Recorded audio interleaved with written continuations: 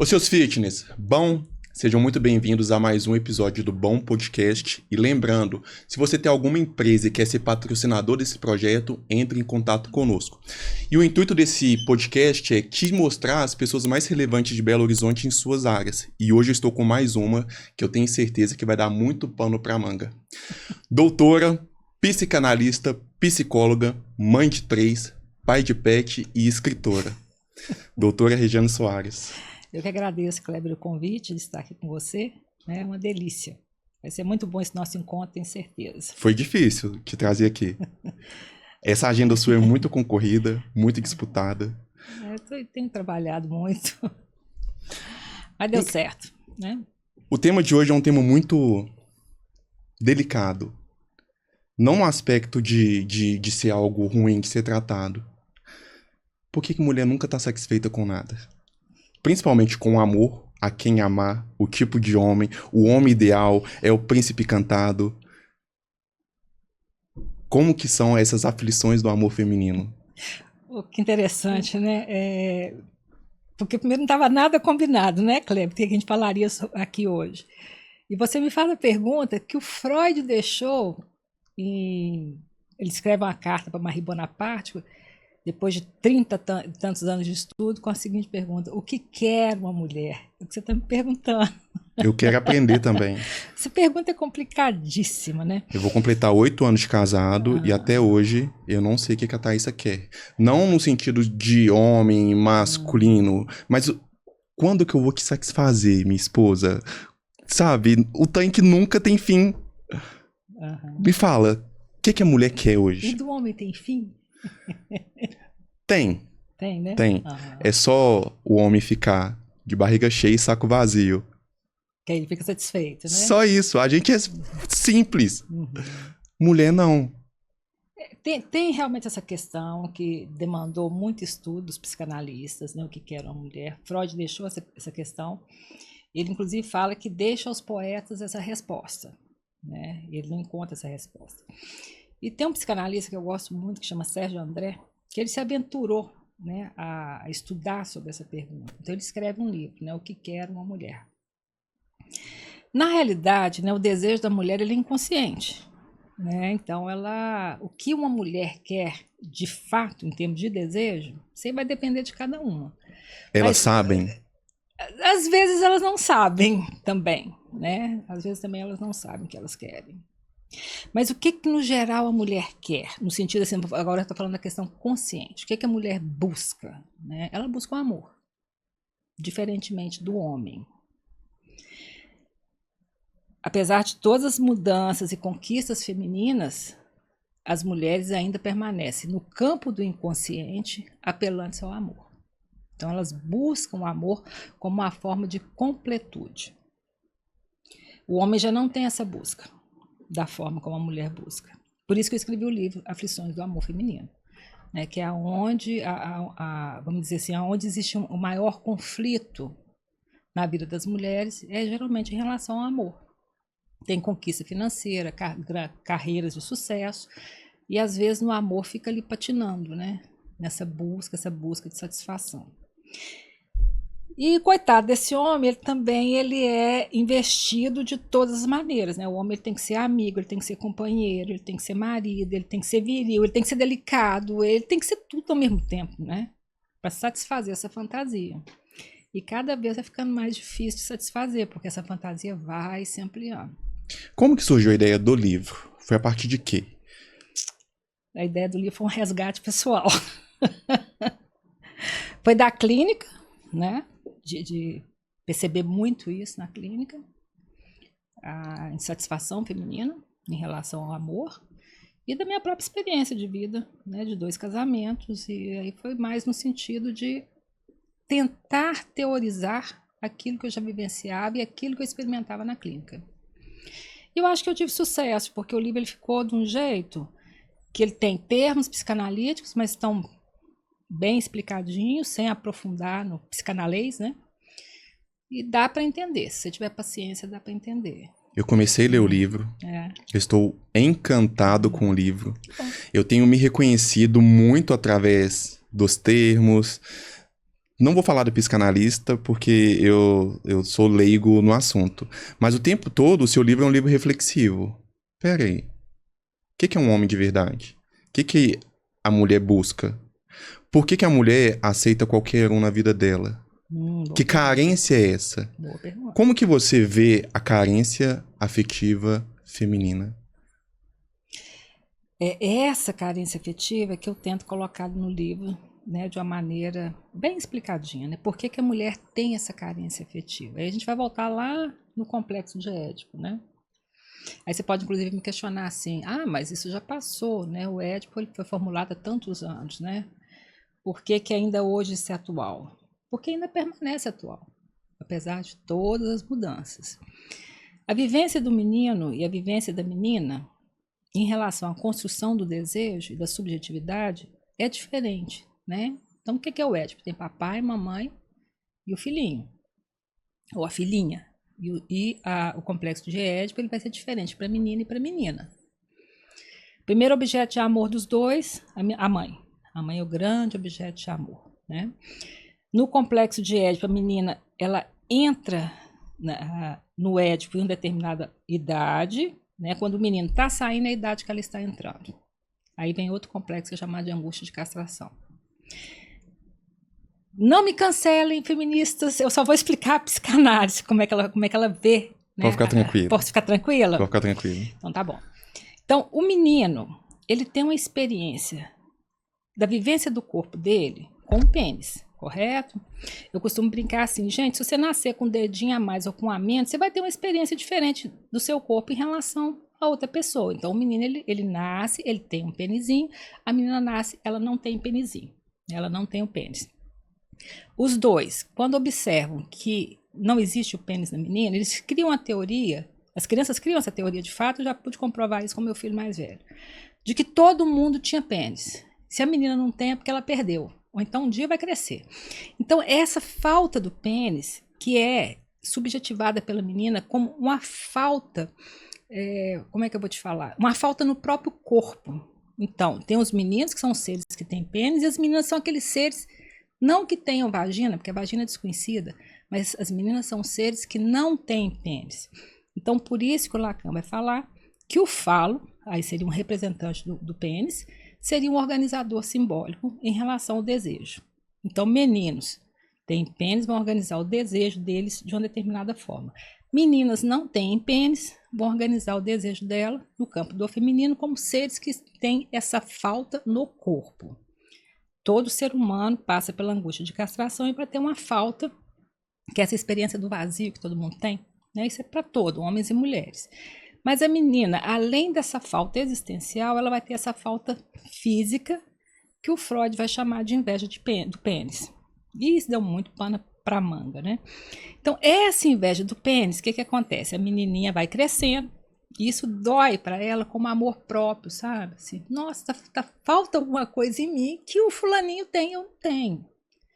É igual o brinquedo, Kleber. Uma criança de 3, 4 anos, se ela chegar com um carrinho novo na escola... Eu tenho, você não tem. Eu tenho, você não tem. Ela vai ser alvo de inveja. Então, isso é que é a inveja do pênis. Se você perguntar para uma mulher, qualquer uma, o que você faria se você tivesse um pênis? Vou falar pinto, pau, qualquer coisa. Elas falam fazer xixi em pé. Ah, é? Se você perguntar a minha esposa, ela fala... Mas a mulher pode fazer xixi em pé. Beleza, mas elas falam que fariam pirulicóptero. Que é ficar rodando e tal, brincando, batendo. Pelo menos a minha esposa fala isso. Pelo menos a minha esposa fala isso. Mas seria um objeto que seria de brincadeira. Realização, de brincadeira. A experiência em si. Talvez é porque... Peraí, como que seria se eu tivesse? O que eu faria? E por que chama atenção? Porque o pênis é um órgão externo. Dá pra você ver o menininho.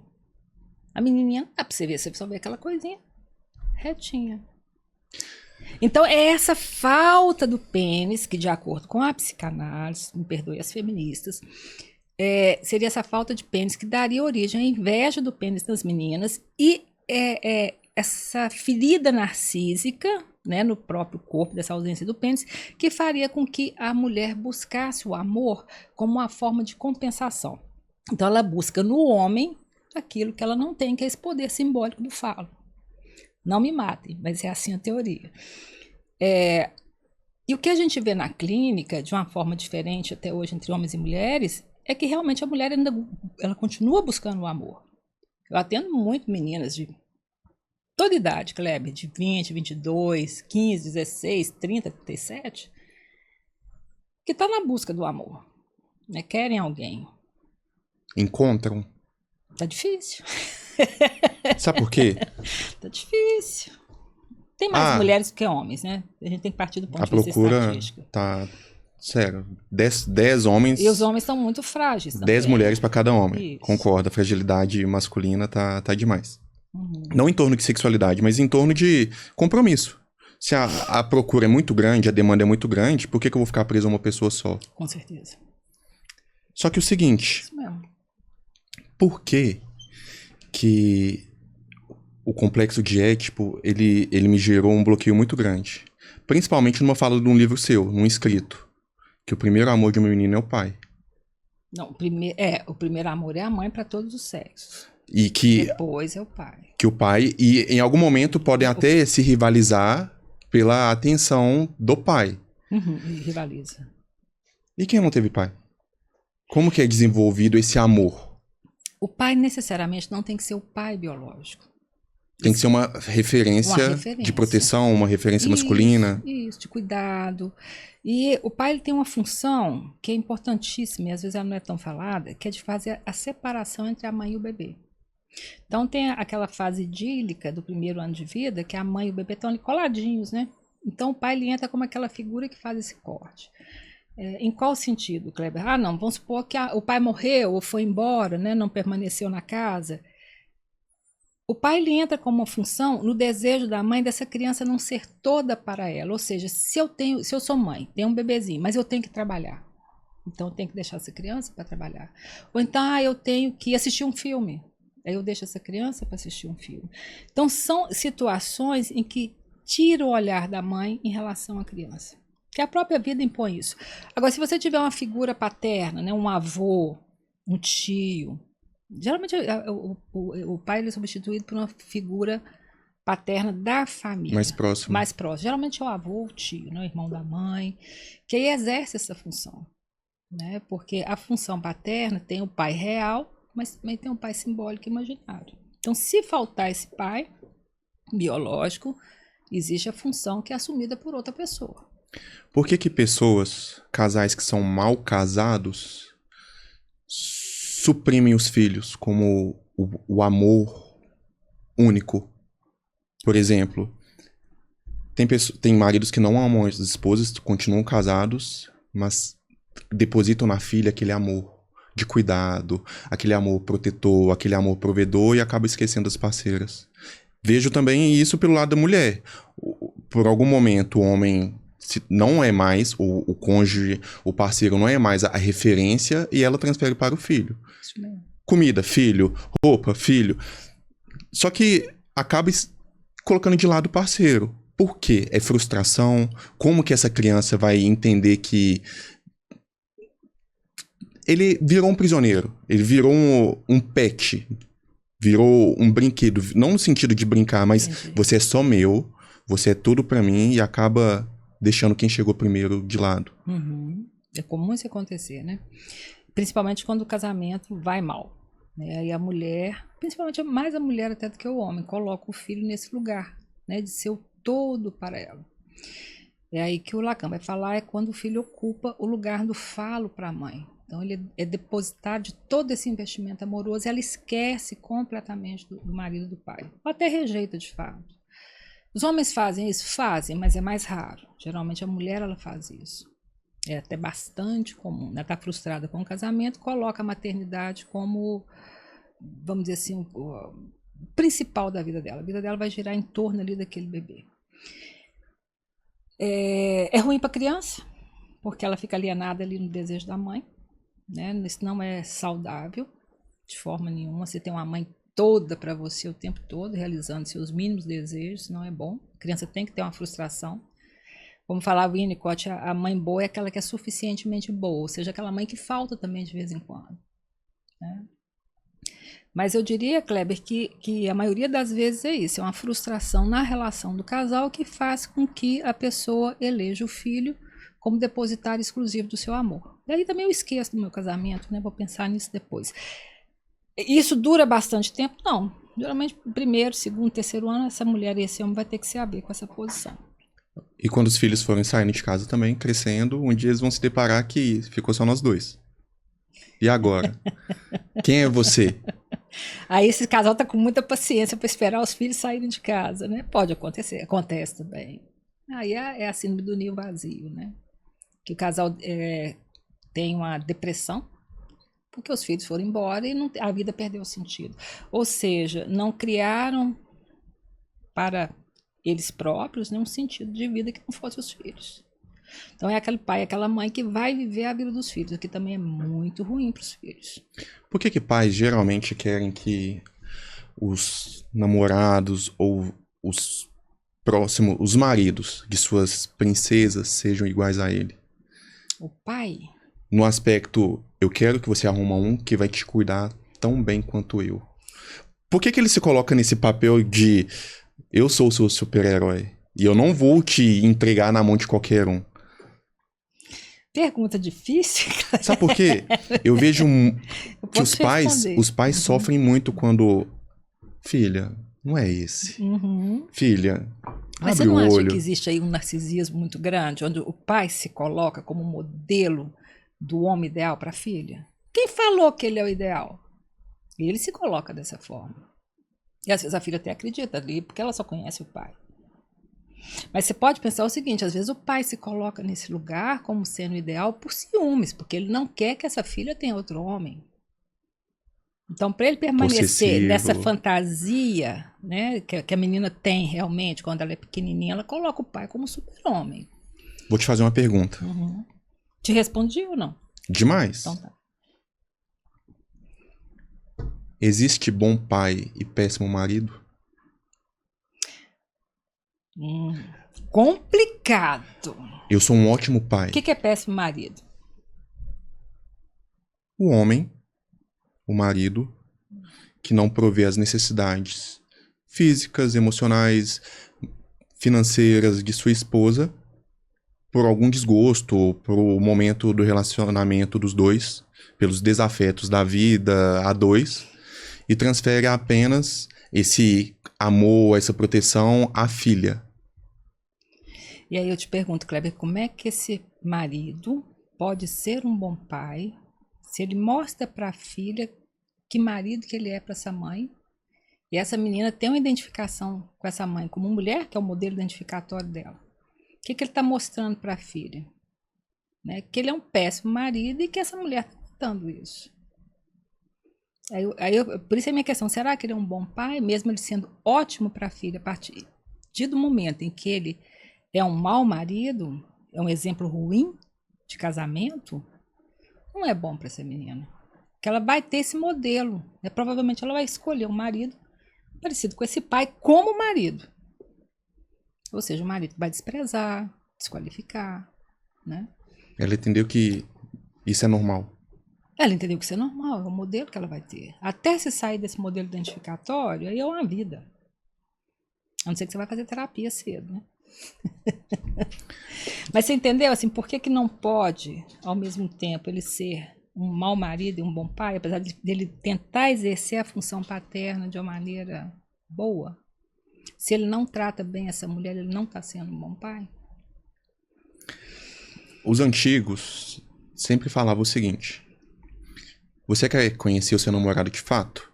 Veja como ele trata a mãe. Veja como ele trata as irmãs. Veja como ele trata as mulheres da família. Depois você decide. Meu pai falava isso. É um bom conselho até hoje ou não? Eu acredito que sim.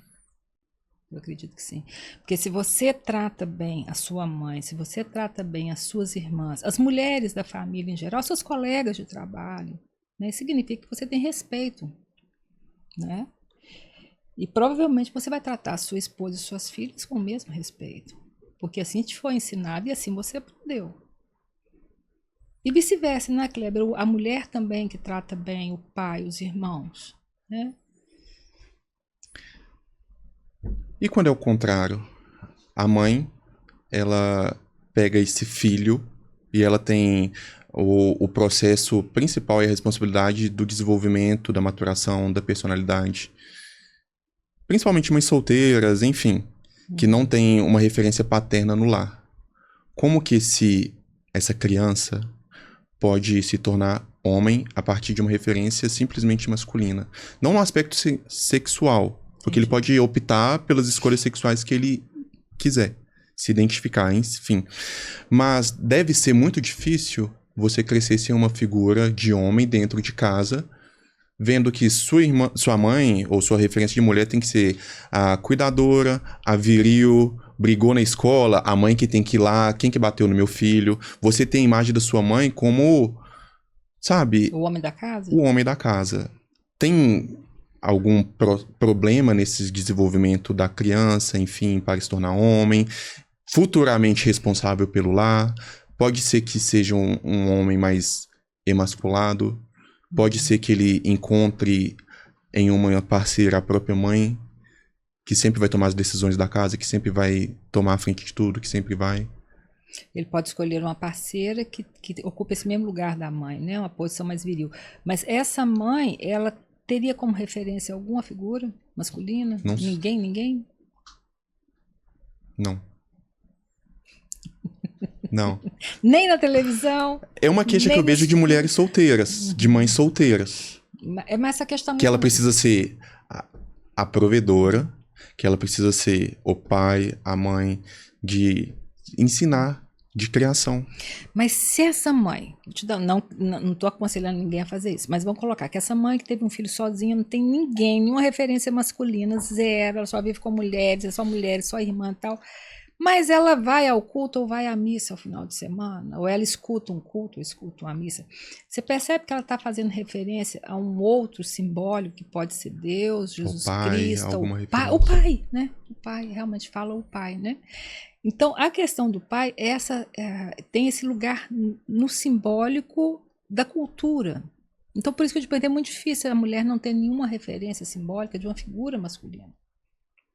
Agora, pode acontecer da mulher ocupar esse lugar do grande outro, né, e ali ela é tudo? Pode, mas aí vai dar problemas na construção da subjetividade dessa criança. Quando expulsar um filho de casa? Ela vai ter transtornos, essa criança vai ter transtornos graves mesmo. Eu estou falando do campo da psicose. Quando expulsar um filho de casa? Precisa expulsar? Deixa ele embora sozinho. Assim, com 30, 40, 50 anos? Abre a porta, vai meu filho conhecer o mundo. Sabe, a mãe passarinha que tá lá no alto da árvore e joga os seus filhos para fora do ninho, se não voar vai morrer. Qual que é a idade ideal, você está perguntando? Nos Estados Unidos é 18 anos, né? No Brasil agora estão começando a inserir isso, né, Kleber, assim, para ver se os filhos saem. Mas você vê filhos com 30, 40 anos que não estão dentro de casa ainda. Por quem? Culpa de quem? Dos pais ou eles que... A mãe, né? Da mamãe. Eu fiz essa pergunta para uma mãe de 2. Ela tem um filho de 5 e 3 anos. Até quando vocês querem até quando você quer seu filho dentro de casa? Ela, pra sempre. Mentira, ela pra falou sempre. Isso? E é casada, tem o parceiro dentro de casa, eu pra sempre. Mas quando que vai ser só você e o maridão, aquele que você escolheu primeiro? Não, eu quero os meus filhos. Ai, Kleber, eu não penso dessa forma. Eu acho que eu tenho 3 filhos, né? E eu acho ótimo quando eles saem. Meu filho mais velho já é casado, já mora no Canadá. Marcela também deve estar indo no mesmo caminho, e Marina também. Eu penso que fica assim em casa até formar. Depois que você forma, vai viver a sua vida. Porque se eu quero esses filhos comigo o tempo todo, eu estou impedindo esses meninos, né, e meninas, esses bebezinhos de terem vida própria. Eu estou falando assim, não quero que vocês cresçam, quero que vocês permaneçam aqui como se fossem criancinhas de 4, 5 anos. Aí, por que a mãe escolhe isso? Aí a gente vai cair naquela pergunta sua anterior. A vida não tem um sentido próprio. O sentido da minha vida é cuidar dos meus filhos. Então, eu preciso deles presentes para que eu possa ter um sentido na vida. Isso é bom para mim? Não acho. Isso é bom para os meninos de forma alguma. O buraco vai só afundando. Porque eu consigo ver que uma mãe super protetora vai rivalizar com a nora. Ah, com certeza. Vai falar, filho, essa mulher não presta. Vai ir lá na casa dele, se ele sair de casa, mas meu filho gosta da roupa passada dessa forma. Mas a comidinha, você não é uma boa esposa. Uhum. E quando o filho, o maridão, sempre recorre à mãe como a sua figura, sabe, de heroína. Você não me entende. Minha mãe não fazia dessa forma. Mamãe colocava comida no meu prato. Você tá falando isso, eu tô tentando imaginar meu filho fazendo isso, mas é tão surreal, é tão distante da minha realidade. Mas eu sei que acontece muito. Né? Mamãe colocava comida para mim. Tem isso, né? Até hoje. Até hoje, né? Até hoje. E a esposa vai e não põe. Tem pessoas que odeiam suas sogras.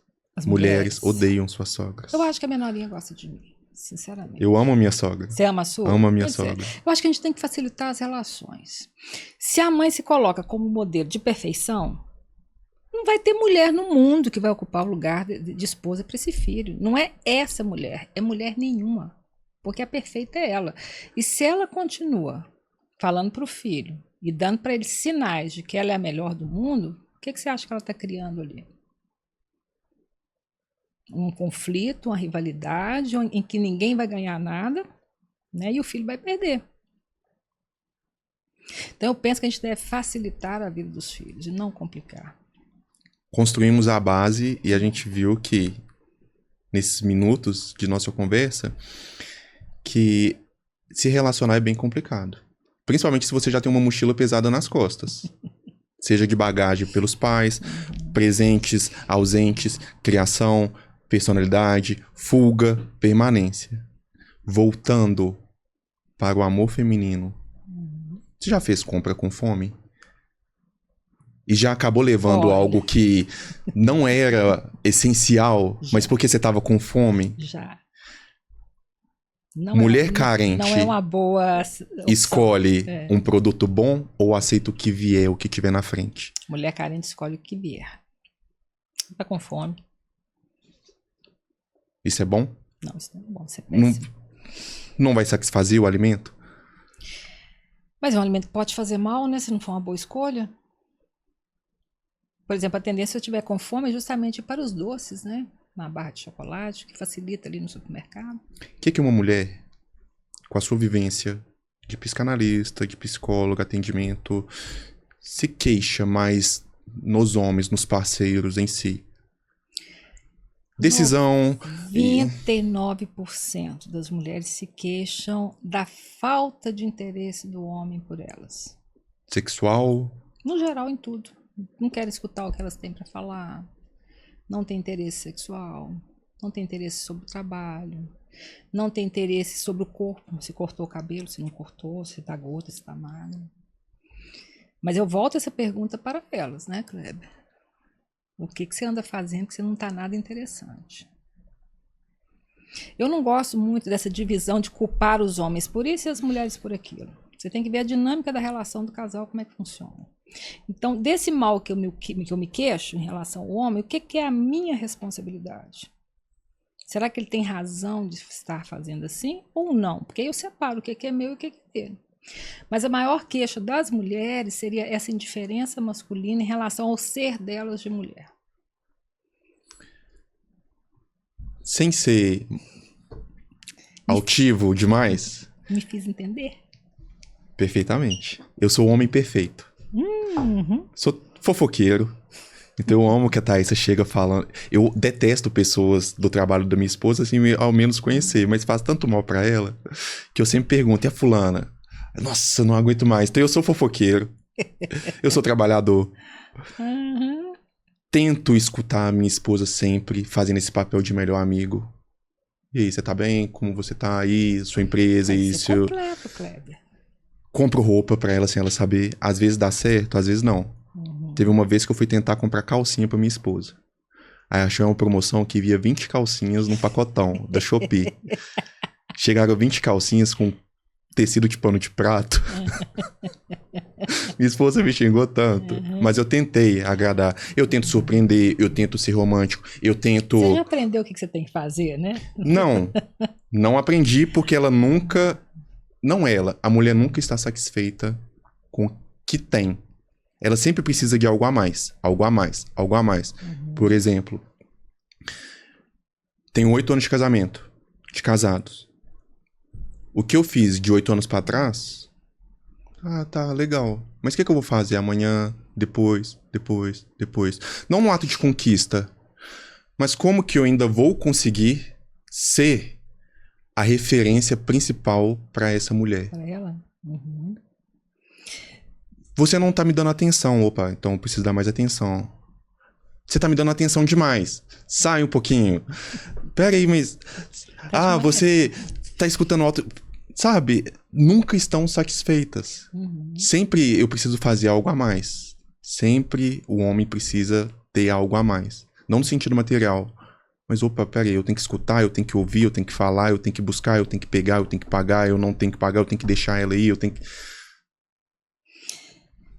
Você pode colocar essa insatisfação como uma condição feminina, mas é uma condição que eu diria que é mais um sintoma estéril, sabe? Tá sempre insatisfeito, sempre insatisfeito. Porque a insatisfação é tanto do homem quanto da mulher. Parte desse princípio. Porque o desejo, ele nunca é satisfeito completamente, né? Você deseja uma coisa, a partir do momento que você tem aquela coisa, você vai ficar satisfeito. Compra um carro, por exemplo. Você quer muito um carro, comprou o carro. Você vai ficar satisfeito 2, 3 semanas. Depois você vai querer outra coisa. Então, o destino do desejo é desejar. E na relação amorosa, a gente está sempre criando novas coisas, né? Novas funções para esse homem, para essa mulher. Então, na realidade, talvez a gente tenha que conviver com um pouco dessa insatisfação. Olha, ele não vai ser perfeito em tudo, mas ele é tão legal quando ele compra uma calcinha na Shopee, que são 20 calcinhas com pano de prata. Serve, então, pelo menos para dormir, né? Então, é tentar se satisfazer com aquilo que é real. Diminuir um pouco esse imaginário da busca da perfeição. Porque eu penso que ao homem também ser pesado, Kleber. Assim, ele tem que ser tudo, ele tem que ser amigo, ele tem que ser ouvinte, ele tem que ser psicólogo, ele tem que dar a mão, ele tem que ter dinheiro para emprestar quando precisar também, né? Tem que acudir a família. Então a mulher tem muito essa demanda do homem ter todos esses papéis. E às vezes precisa ser dividido. Porque fica pesado para vocês também. E eu não sei se o homem também coloca isso na mulher, eu acho que não. O homem ele não tem essa demanda da mulher ser tudo isso ao mesmo tempo. Né?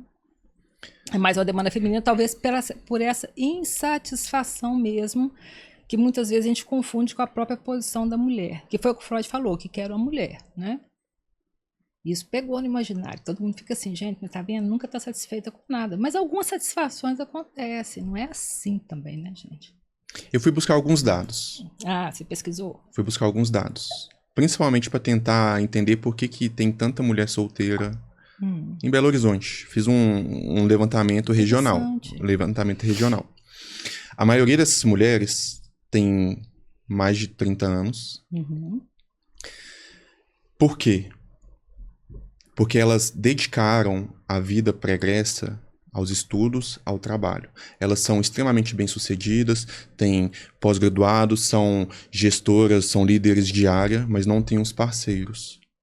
Porque elas focaram de uma forma muito certa na sua carreira profissional, que elas não conseguem achar um homem compatível, seja com seu momento de vida atual, financeiro, intelectual.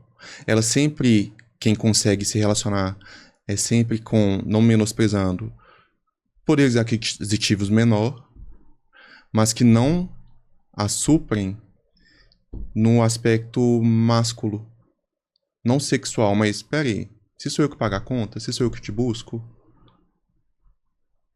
Nessa posição, não assume nessa posição viril do homem de ser aquele que vai cuidar e pagar as contas e fazer as coisas, esse papel, né? Sim. Então você está me falando que a mulher aceita homens numa condição menos valorizada pela falta. Pela falta. Elas estão carentes. Pelo medo de ficar sozinha. Pelo medo de ficar sozinha, entendi. Pelo medo de ficar sozinha. E é muito comum essas mulheres não conseguirem escutar um não, porque a maioria são gestoras. De um parceiro que em algum momento vai falar, cara, sendo mal moto em segundo grau. Entendi. Não quer dizer que é lei, que é regra. Entendi, mas é muito difícil algum homem conseguir completar essas mulheres que querem fugir das aflições do amor feminino que é o título belíssimo no seu livro, mas que sempre aceita ir no supermercado com fome e pegar qualquer coisa. E se frustrarem e sair falando que homem não presta. Que não existe homem ideal, que homem é sempre cachorro. O que não é verdade. Pode existir, pode ter. E de fato são, mas são todos. Não são todos. E nem são tantos assim. A maioria não é.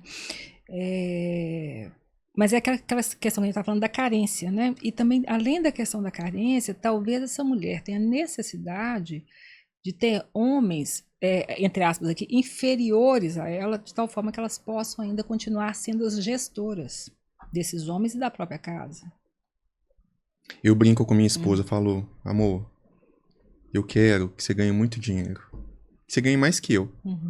E se eu tiver que ficar dentro de casa, cuidando dos meninos, sendo um motorista, levando, eu fico tranquilo. Sem eu perder minha masculinidade, sem eu perder esse papel. Vai perder. Não tem como não perder.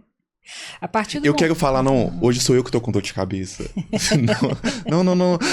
Sabe, brigar. Você nem reparou que eu arrumei a casa. Você nem reparou que eu cortei o cabelo. É um ideal. Mas a partir do momento que o homem ocupa essa posição, em que a mulher passa a vê-lo como dono do lar, aí já começa a desqualificação, já começa a quebra do imaginário. Aquele encantamento que ela tinha para aquele homem, queria cuidar dela e tal, já começa a ruir. E aí já começa a mudar a dinâmica da relação. Complicado, viu, Quebra? No ideal, excelente. Mas na vida real não funciona tão bem assim. Um homem em casa cuidando das crianças. Já mudei de ideia a partir de então. Sinto muito te decepcionar. Eu estou te falando de experiência próxima de consultório. Não, né? Vou voltar para o meu papel. E eu tenho isso muito Pode definido. acontecer dessa mulher ir lá e arrumar um namorado e colocar dentro de casa. Entendi. Já que essa empregada que virou marido dela, já não ocupa mais um lugar de marido. O que é um homem hoje? No sentido másculo. Como que ele precisa se portar? Sabe por quê? Porque hoje tá muito indefinido. O que é homem? O que é mulher? Seus papéis. Peraí, eu não posso mais ser o provedor. A mulher também tem que ser. Mas peraí. Houve uma mudança nesses papéis. E de 20, 30 anos para cá, a gente vê claramente essa mudança. Não precisa de voltar muito tempo atrás. A exigência hoje em relação ao que é ser um homem está sendo tão grande que eles se perderam. Não é seu caso, porque eu te conheço, mas os homens mais jovens estão um pouco perdidos mesmo. Né? O que ele tem que ser? Né? Ele tem que ser sensível, ele pode desejar, mas não pode também abordar, porque senão ele pode ser acusado de assédio. É tudo muito limitado, então não está claro para o homem, né, para os jovens principalmente, o que é ser homem. Né, ao mesmo tempo que o homem tem uma tendência a buscar a mulher como objeto de desejo, ele não pode desejá-la como objeto, porque hoje é proibido, né? Então ele está objetificando essa mulher, então isso não é bem-vindo, isso confunde, porque na realidade o homem ele precisa de ver a mulher como objeto de desejo para que ele tenha desejo, porque senão ele não vai desejar. Então ficou muito delicada a posição do homem, o que é ser um homem hoje. Eu diria que é uma das perguntas mais complexas e difíceis de responder, porque não existe esse lugar de pronto. Está sendo uma construção a duras penas. E aí você vê os homens extremamente sensíveis, né? Ao mesmo tempo que eles são sensíveis e no discurso aí, feminista, esses homens seriam bem-vindos porque estão muito sensíveis. Na realidade, as mulheres também não querem. Quando parte para a vida real, elas estão buscando um homem que tenha uma posição viril, né, que cuide delas, que seja parceiro, que pegue pela mão. Então ficou um não lugar do homem. Virilidade é pecado hoje? Ah, é? Não no sentido religioso, tá. não no sentido realmente não pode literal. Ser viril. Não pode. Você não pode ser macho. Isso. Não no aspecto sexual, não de opção sexual. Mas você não pode...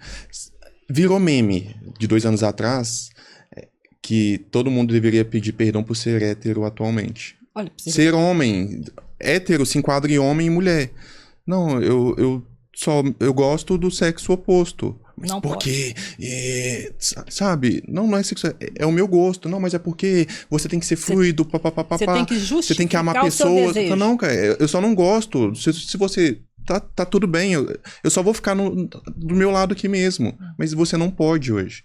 Você é machista. Não, você. Ó, sabe, você é submissa. Eu quebrei o pau sobre tentar entender. Peraí, fulana, você é submissa? Jamais. O que é submissão pra você? É achar que o meu marido manda em mim, mas mandar como? Ah, se o meu marido virar assim pra mim e falar, eu quero que você coloque comida pra mim, eu não vou colocar. Não, mas por que você não pode fazer? Porque não pediu com favor. Falar, não, então beleza. Mas isso não tem nada a ver com submissão ou não. Eu fui tentar. Pode ser uma linguagem afetiva, né? Você colocar comida, né, como algo, como uma demonstração de afeto. Aí, tá, mas é muito complicado, tá muito minado, tá muito minado. Qual que é o papel do homem, qual que é o papel da mulher, qual que é o papel dos filhos, como que você cria... Porque casamento é acordos. Se funciona dentro de sua casa, beleza, é assim que vai ser. Mas eu sempre vejo que as mulheres, elas estão carentes de um porto seguro, ter uma base. A mulher, ela vai sair para trabalhar, ela o lugar de mulher é onde ela quiser, ponto final. Se ela quer ser árbitro de futebol, se ela quer ser presidente de um país, ótimo. Mas no final do dia, ela quer voltar pro braço de alguém que, vem cá, o bicho tá pegando, vem cá. Vou te proteger, vou te proteger. É isso que você fala, se confirma, porque apesar de todo esse discurso, qual o filme que fez sucesso, ou o livro no imaginário das mulheres? Christian Grey lá? 50 tons de cinza. Né? Então, tem toda uma narrativa, todo um discurso de que qual a posição do homem e da mulher, mas quando você vai partir mesmo para fantasia e imaginária, 50 tons de cinza que faz sucesso. Não sei porque eu não li, também não vi o filme, mas já ouvi falar. Mas é de um homem que é sádico, né? Então ali prende a mulher, quer dizer, por que isso, né? Por que isso acontece? Você vê que as coisas não mudaram tanto assim. Então existe a narrativa que traz uma certa confusão na posição do homem e da mulher. Eles ficam presos nisso, sem saber para que lado vai. As meninas também, Kleber, assim, as mulheres também. Eu já atendi casais em que a mulher estava tão alienada num discurso feminista que o marido só faltava falar assim, eu te amo, eu tô te falando, eu te amo. Ela, não, você não me ama, não. Você não me ama como eu gostaria. Ao ponto dele dar rosas para ela ficar extremamente ofendida. Porque era um discurso machista. Dar rosas para a mulher, isso é inconcebível. Tá vendo ela como? Então, assim, é difícil você abordar, além de já ter os problemas do casal, ainda já tem essas posições que são colocadas, que são te dadas pela sociedade, que você adere a isso como se fosse uma verdade fundamental. E, na realidade, não é isso. Né? Na vida prática, é outra forma, é outra dinâmica, e cada casal vai ter que descobrir qual é o melhor para vocês dois. Né? Então, você está falando da posição do homem, quer ser homem, é por isso que eu falo que tem uma posição muito difícil, que ele não sabe mais o lugar que ele ocupa, porque ele pode dar rosas e ser ofensivo. O que é ser mulher? Piorou ainda. Né? O que é ser mulher? O que é ser mulher hoje? Você não pode aceitar o desejo de um homem, porque você está sendo submissa. Você não pode cuidar da sua beleza, porque você está sendo objeto. Né? Você não... E a mulher, ela a Simone de Beauvoir já falava isso, né? E o Lacan também, a mulher é uma construção constante, por isso que ela se enche de penduricados, põe brinco, pulseira, né? O homem não, vocês não precisam disso, mas a mulher é uma construção nesse sentido. E isso hoje é rechaçado, né? Você deve tirar todos esses enfeites para vir o seu ser, né? Então é complicado, porque ser mulher hoje não está fácil, eu acho que está mais difícil do que antes. O que eu acho que é mais difícil? Quando você tinha a época do patriarcado, que era aquele pai malvadão, aquele homem malvadão, você tinha com quem brigar e lutar, né? Hoje não existe mais esse homem malvadão, é um homem sensível. E qual que é a posição da mulher? O que restou para ela? Quem, né, restou para ela? Quem restou para ela? Ótima pergunta. Ótima reflexão. Quem restou para ela? Tá pensando? Sabe por quê? É porque eu vejo as mulheres hoje muito perdidas em si, principalmente as solteiras, porque todo mundo sabe o que é o feminismo, o que é o machismo, o que querem. Ah, mas não, ele é bonzinho demais. Não, ele é malvadão demais. Ah, eu gosto é do que me maltratava. Esse é muito legal, esse me dá tudo, esse faz tudo por mim. Isso é perdeu a identidade. O que ainda tá buscando? Qual que vai ser, qual que vai ser o fim? Vai achar? Alguém vai satisfazer essa aflição do desejo feminino? Dessas mulheres, dessas pessoas, dessas sozinhas, dessas solteiras, dessas que falam que homem nenhum presta, dessas que falam que ele é bonzinho demais. Se fizer análise, você vai encontrar. Porque a análise, na realidade, ela reduz esse ideal, né? E você vai encontrar o amor dentro daquilo que é possível. Né? Ficar só nesse imaginário, nessa busca de um príncipe encantado às avessas, né? A gente nem sabe mais como é que é o príncipe, né? Como é que ele tem que ser. Isso não vai ser possível de acontecer, como não era possível antes também. Nunca existiu esse príncipe na realidade, né? Mas então o que é possível dentro da realidade? O que eu posso esperar do outro? O que eu posso encontrar nesse parceiro? Eu conheço mulheres extremamente bem-sucedidas, porque eu já encontrei pelo caminho, mas que aceitam homens dentro de casa que não trabalham só pelo simples fato de ter um homem dentro de casa. Então esse homem joga videogame o dia inteiro, fuma vape o dia inteiro, dorme o dia inteiro, dorme o dia inteiro, chega em casa e ainda tem que fazer comida para esses homens, porque tem que cuidar do amor da vida dela. Elas estão felizes, cara? Não sei te dizer. Não consigo te afirmar. Ótimo, conseguiram então a parceria, né? O Lacan falava o seguinte, né? A escolha da mulher pelo homem é um sintoma. O homem vai escolher a mulher de acordo com o sintoma dele. E a mulher vai escolher o homem de acordo com o lugar que, se ela perder esse amor, ele vai ser uma verdadeira devastação para ela. Então você percebe a posição aí diferente. Então, de repente, essa mulher, na condição dela, ela criou uma situação que ela se sente bem dessa forma. Esse homem que vai jogar videogame. Um menino, né? Não é um homem, é um menino. Vai jogar videogame. Porque mulher não... Ela entende que favores são ordens.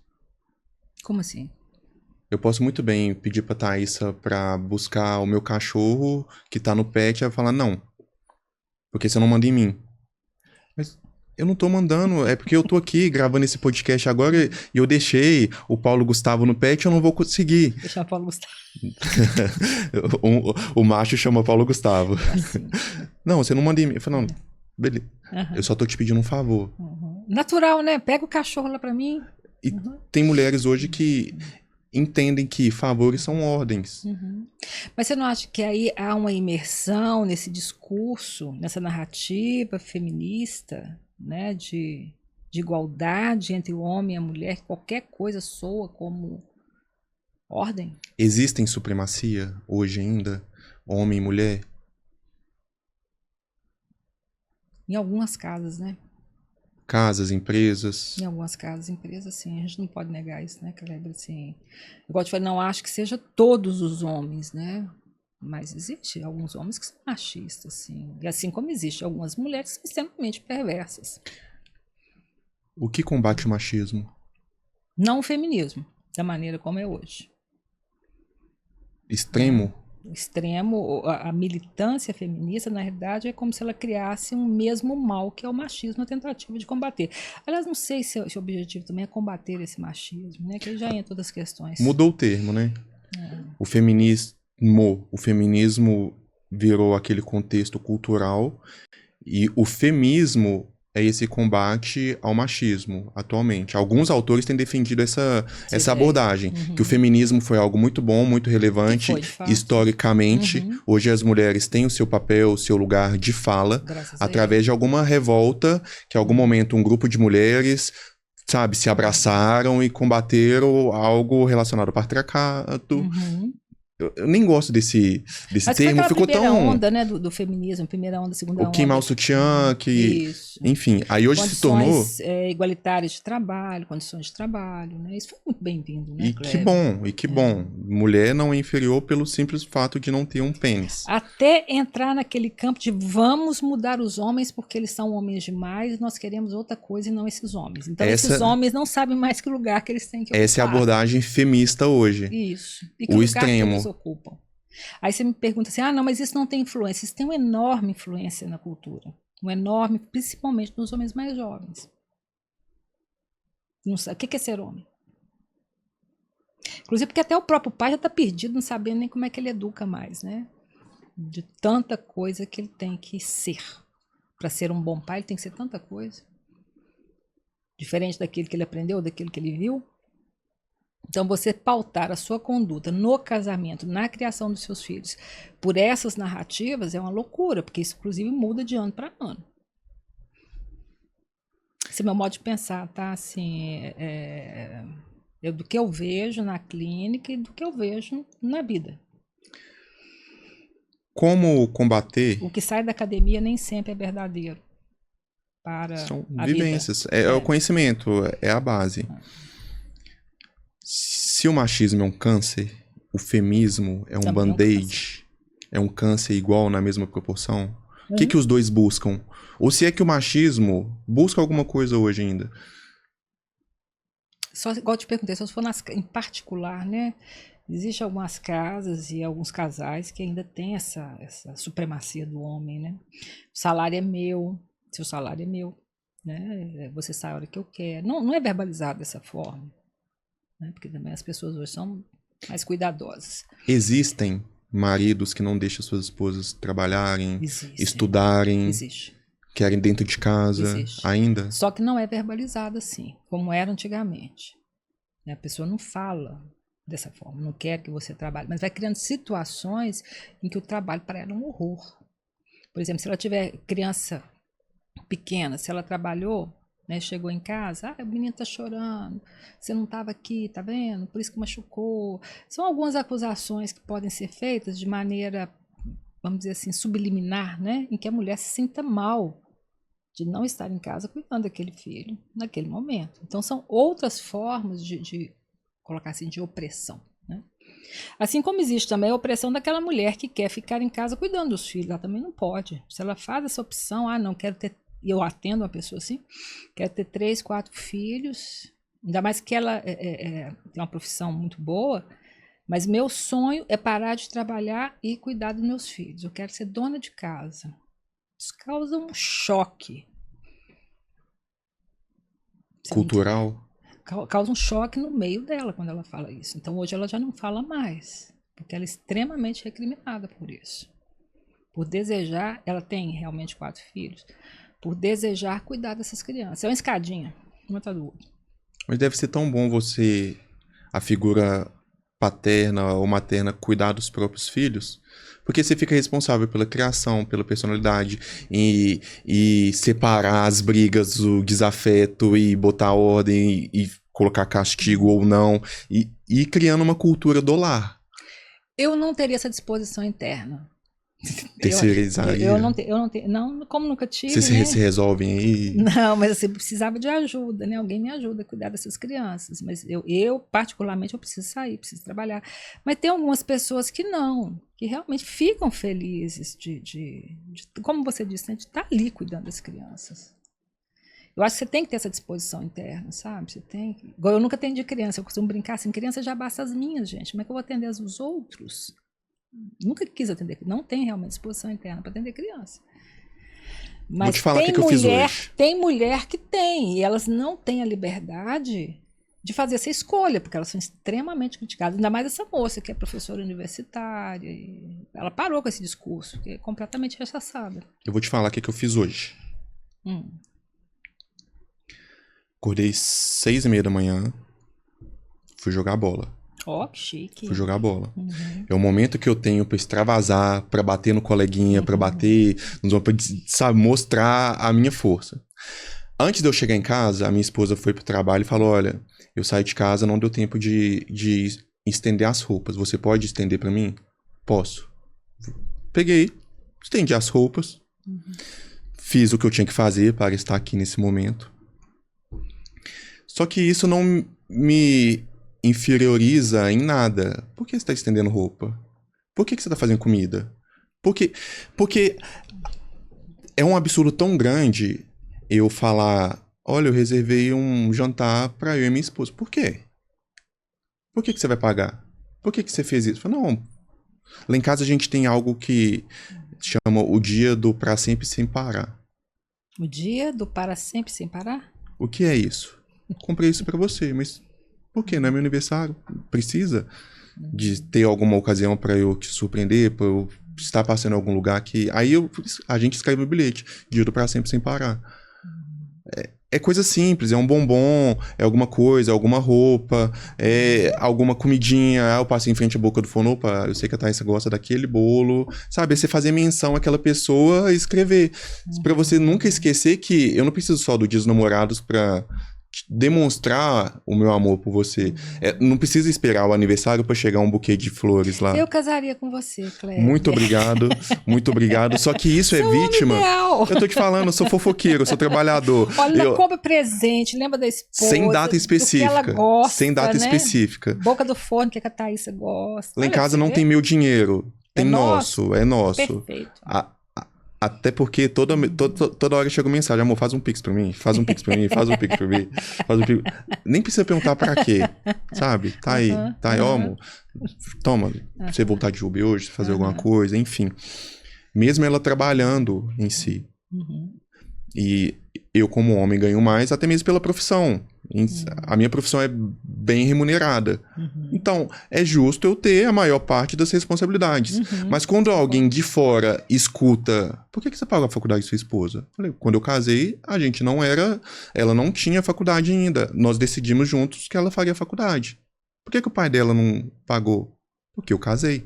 Sério, Cléber? Eu sou casado. Faz essa questão de a partir do momento que eu tirei alguém de dentro de casa, é responsabilidade financeira, material, independente se você tá aí, se optar em estudar ou não, em ser dona de casa ou não, em ser mãe dos nossos filhos, sabe, ou não, parte de alguém. Então, eu vejo que as mulheres, elas trabalham, elas são donas de si, são donas do seu dinheiro, mas enquanto se depara com um processo de, poxa, eu não preciso esperar a Thaísa me pedir um dinheiro para comprar um absorvente. Toma, toma. Enfim, não somente no âmbito do dinheiro, mas é muito difícil a pessoa falar, cara, por que você paga a faculdade da sua esposa? Isso foi um amigo seu que te perguntou? Mulheres. Sério? Mulheres. Elas estranham isso, fala. Eu casei com 25 anos e minha esposa com 21 anos. Quando a gente já estava casado, ela escolheu fazer uma faculdade. Você quer fazer faculdade? Então nós vamos fazer faculdade. Eu vejo isso de uma forma muito normal. Pelo menos na minha época era assim. Casou, né? Quem ganha mais, paga mais. Sei lá, você paga 70% do seu salário, ela 70% do salário dela. Se não formou ainda, qual o problema de você pagar a universidade? Eu costumo brincar que isso foi investimento. Com certeza. Isso foi investimento. Até porque o meu trabalho principal, ele oscila. Eu posso ter muitos clientes, posso ter poucos clientes. E em algum momento a Thaísa, ela não vai ter que ser. Mas se eu precisar, ela vai ter muito bem claro, pode deixar, eu pago. Pode deixar, eu coloco a gasolina no carro hoje. Pode deixar que eu... mas... Não é isso, um cuida do outro, né? E você tenta suprir as necessidades do outro. E você quer que aquele outro cresça, porque você ama. Você quer ver sua mulher crescer na profissão. Nós estamos chegando na data que o comércio bomba. É Dia dos Namorados. E se você for pegar a CDL-BH, o Dia dos Namorados é mais lucrativo pro comércio do que o Dia das Mães. Fiquei sabendo, Cléber. Aí a máxima é, mãe a gente só tem uma.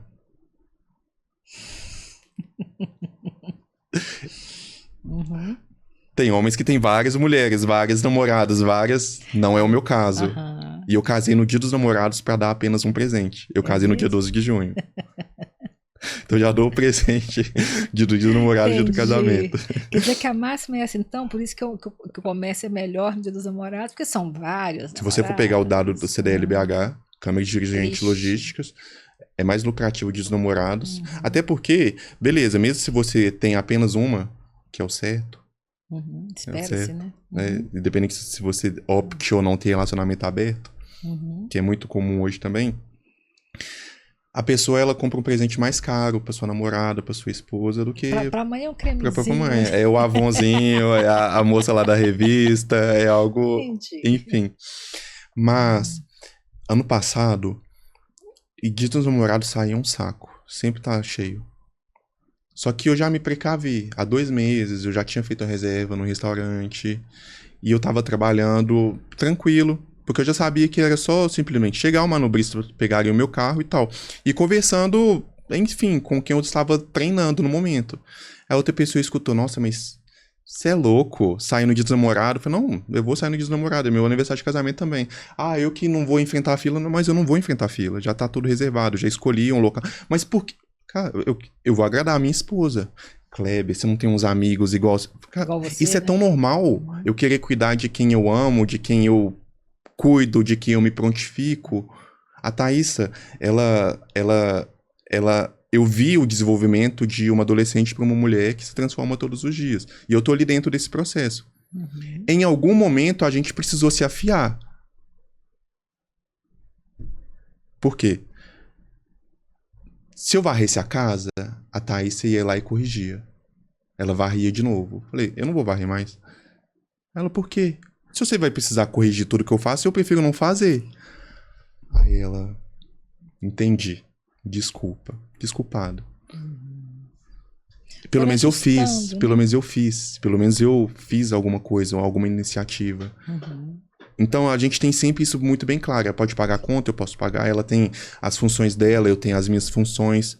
Mas no final é tudo nosso. A gente está construindo a nossa casa, a nossa base, o nosso império. O que os nossos filhos vão ter a partir de então. Que principalmente a gente se preocupa muito que os nossos filhos, quando vierem, nos veem como pais, mas primeiramente como marido e mulher, como marido e esposa. É o exemplo do casal que vai dar certo. Não é Que romance. deu certo. Não é romance. 8 anos deu certo, né? De acordo com as estatísticas, é considerado 9 anos de casamento, já é considerado sucesso. Vida eterna. Você já tá quase nos 9. Mas é muito fácil pra mim. Porque eu sempre tento ter relacionamento com casados. Com pessoas que têm as mesmas dificuldades de um casamento, de manter um casamento. E quando a gente se encontra, é pra gente ter esse momento de respirar um pouquinho. Cara, Tá no caminho certo, Kleber. a minha esposa é meu melhor amigo. Falei no termo masculino mesmo. Entendi. É meu melhor amigo. É minha confidente. É quem eu... Em 2 anos de casamento, eu precisei ser o super-homem. Eu não posso expor minha fragilidade pra isso. Como que ela vai me ver? Como que ela vai entender que eu sou homem?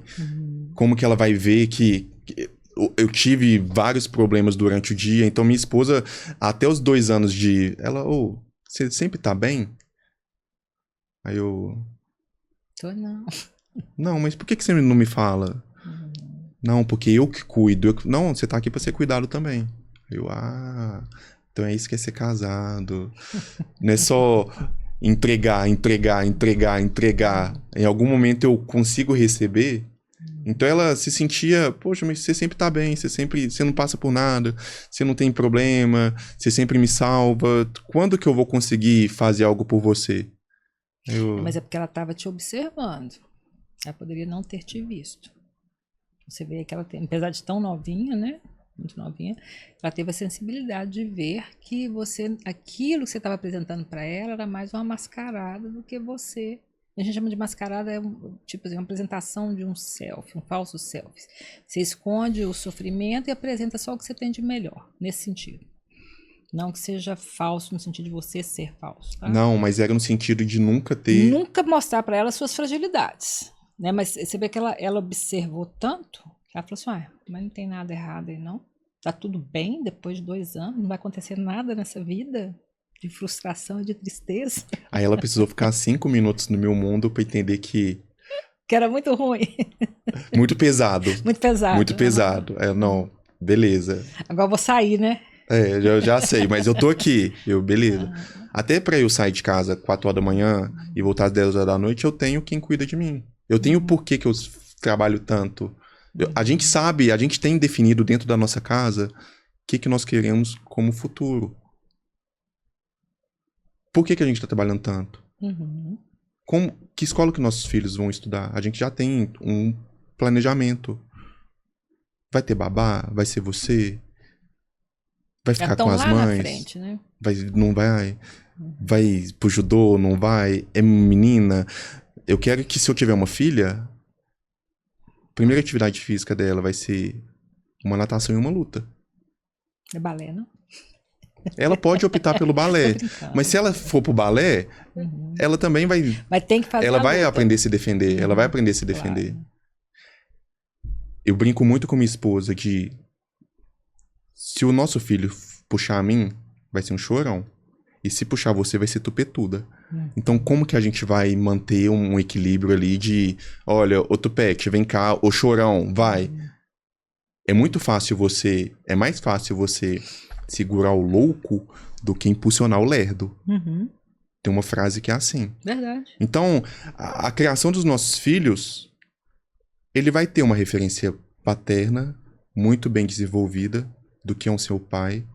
Ele vai ter uma referência de como é ser um marido. Ela vai ter uma referência de o que é uma mãe, o que é uma esposa.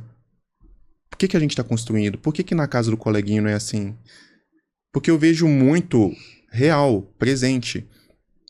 Crianças que têm um impacto muito grande por falta de um pai ou por falta de uma mãe. Ou o pai tem muitas parceiras, ou a mãe não tem ninguém. E o adulto da criança é o celular. É ruim.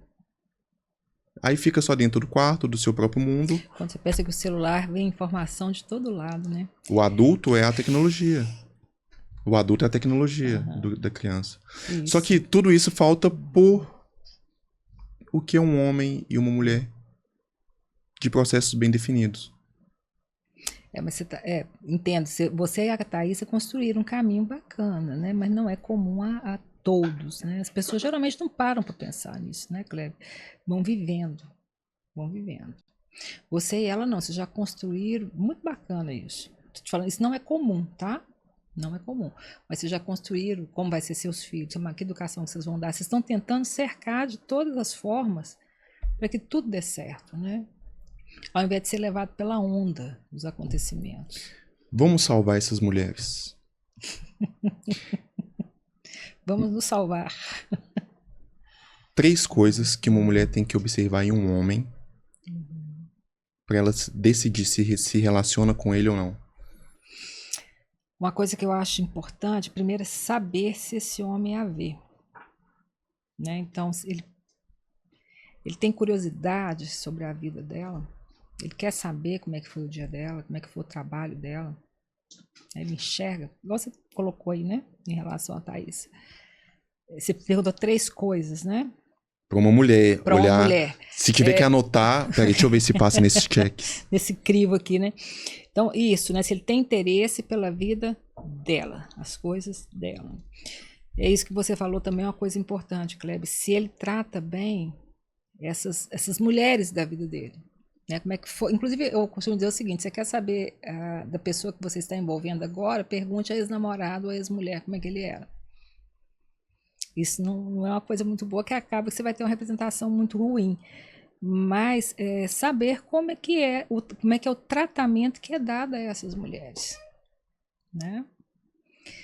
E a terceira coisa, eu diria, a pessoa, na realidade, ela tem que ter um sentido de vida construído, uma vida construída onde ela busque a satisfação, não no que o outro pode me trazer de bom. Então, esse homem, falando do ponto de vista da mulher, esse homem com o qual você vai se envolver, né, ele tem uma carreira, ele gosta do que ele faz, ele está satisfeito na profissão dele, ou ele vai depositar em você todas as esperanças de que ele vai ser feliz ao seu lado, porque é você que vai fazer essas conquistas, né? Isso aí é complicado. Tanto para o homem quanto para a mulher, você ser depositário da esperança e do desejo do outro, da sua felicidade, é complicado. As mulheres fazem mais isso, elas depositam mais no homem essa expectativa de realização. Mas existem alguns homens que depositam isso nas mulheres também. Então seria talvez isso, né? Se eu lembrar de alguma coisa mais, eu te falo depois. Serão 3 pontos que eu vou passar para as mulheres da minha vida. Observa isso, faça isso, faça isso. Não vou me colocar como o seu super-herói, como ele arrume alguém igual seu pai. Não. Vai lá. Se quebrar a cara, a gente tá aqui. Se eu precisar te buscar... Você tá falando de sua filha, né? Se eu precisar te buscar na casa... Papai vai estar aqui. Papai busca. Papai vai estar aqui. Isso, muito. Mas vai crescer, vai importante. tomar sua decisão. Muito importante isso. Como que as pessoas te acham? Onde a gente encontra o seu livro? Onde é o seu consultório? Onde você atende Belo Horizonte? Meu livro que eu não trouxe, né? Você acha na livraria do psicólogo, na Amazon, em todos esses lugares. Livraria do psicanalista. Meu consultório é na Alameda Oscar Niemeyer, lá no Vila da Serra. E no Instagram você me acha, tem todos os dados. Né? Qual que é o seu Instagram? Rejane Soares, _ Psi, é isso. Sabe mais do que eu, né, Kleber? Quero te agradecer, muito obrigado. Foi muito enriquecedor saber que as mulheres nunca vão estar satisfeitas, mas que para dar certo, elas precisam diminuir um pouquinho o nível, mas mesmo assim procurar 3 pontos principais do que um homem precisa ser ou ter.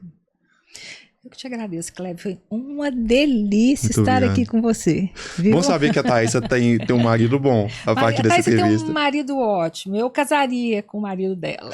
Vou ver se eu acho no meu círculo social alguém que eu falo assim, doutor, ó, tem o meu aval, o meu crivo. Isso. Aí eu te apresento. Tá ótimo. Tá bom? Muito obrigado. Tá bom, obrigado a você, Kleber. Seus fitness, muito obrigado. Esse foi mais um bom podcast. Eu espero que vocês tenham gostado. E comentem aqui qual que é o tipo de homem ideal que vocês vão procurar, se é que estão procurando.